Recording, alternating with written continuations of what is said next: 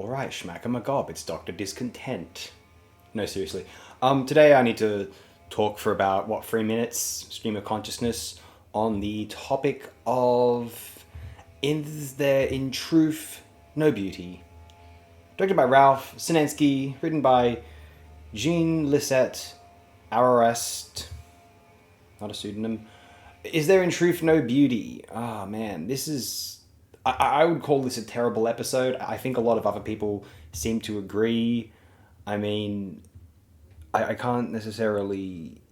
It doesn't have any information on the reception of the episode on the free encyclopedia, though the IMDb gives it a 6.9 out of 10. Not very impressive.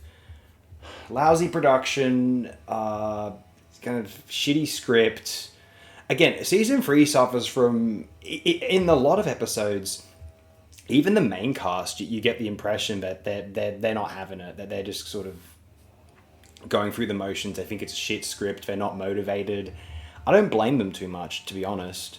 There's a lot of reasons given as to why season 3 was so subpar, budget cuts being the main one. And it's because it's a real shame. There are good scripts in here occasionally. Anyone who's actually watched the whole season and assessed it fairly will know that.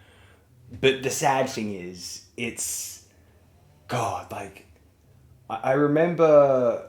Tribbles not nearly didn't get made, but when the writer of that episode, David Gerrold, I read this out on my Tribbles upload, actually.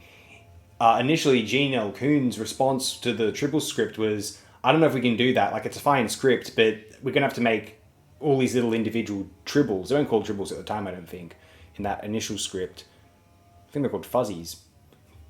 The foibles of fuzzies. Fuck that. No, and so as a result, you get this idea of, okay, so this is where, even in season 2/1, where Star Trek was at, you could have a good script and the producers, the creators of the show could still say, yeah, that's not logistically feasible given our budgets.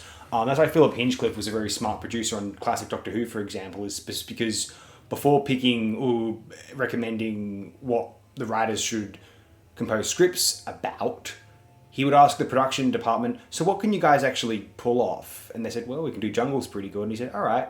And so naturally, he sort of guides the existence of serials such as Planet of Evil and... what's it called? The Face of Evil? With Leela's introduction, where they're pretty good jungle sets, and they make the serials quite effective as a result. They were willing to realize an ambitious script, a heady script, because they knew that the production could realize it. And Star Trek, they weren't as smart about this, I don't think.